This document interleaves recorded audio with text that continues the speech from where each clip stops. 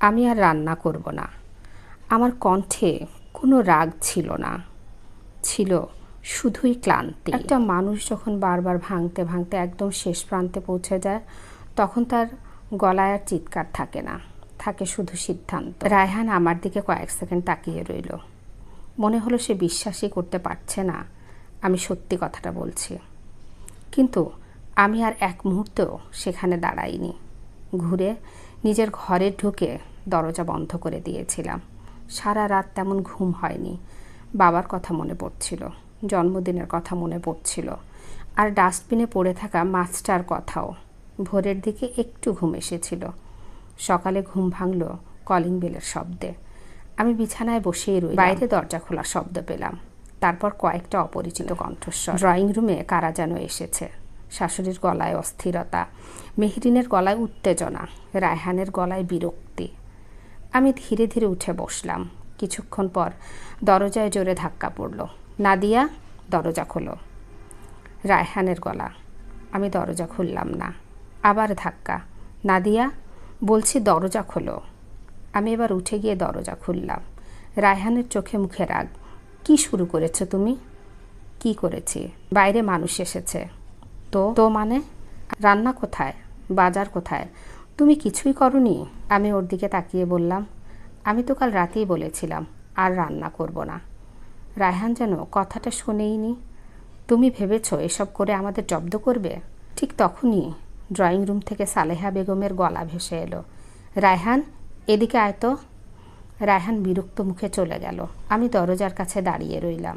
তারপর শুনতে পেলাম এক মহিলার গলা, ভদ্র, শান্ত।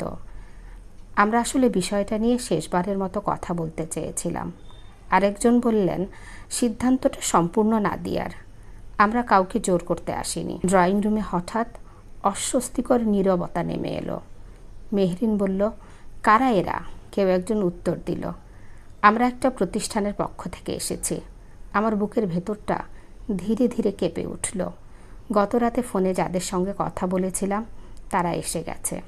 বাইরে কি হচ্ছে আমি দেখতে যাচ্ছিলাম, কারণ সিদ্ধান্ত নেওয়ার আগে আমি বহুবার ভেবেছি, অনেকবার নিজেকে বুঝিয়েছি, অনেকবার নিজেকে থামিয়েছি।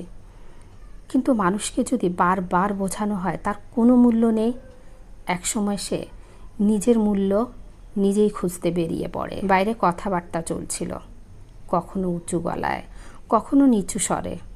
এর মাঝেই হঠাৎ শুনলাম শাশুড়ির বিস্মিত কণ্ঠ, কি বলছেন এতদিন পরে? তারপর মেহরিনের গলা, না, এটা হতে পারে না। আমি চোখ বন্ধ করলাম। গত রাতের অপমানগুলো আবার মনে পড়ল। ডাস্টবিনে ছুঁড়ে ফেলা খাবার, জন্মদিন ভুলে যাওয়া মানুষগুলো, আর সেই কথা, ওর তো কোথাও যাওয়ার জায়গা নেই। আমার ঠোঁটের কোণে কষ্ট মেশানো একটা হাসি ফুটে উঠল। মানুষ সবচেয়ে বড় ভুলটা তখনই করে যখন ভাবে অন্য কারো আর কোনো পথ খোলা নেই। বাইরে আবার কলিং বেল বেজে উঠল, নতুন কিছু কণ্ঠস্বর। বাড়ির ভেতরের পরিবেশ আরও অস্থির হয়ে উঠল। আমি ধীরে ধীরে জানালার পাশে গিয়ে বসলাম। আকাশটা মেঘলা, ঠিক আমার মনের মতো।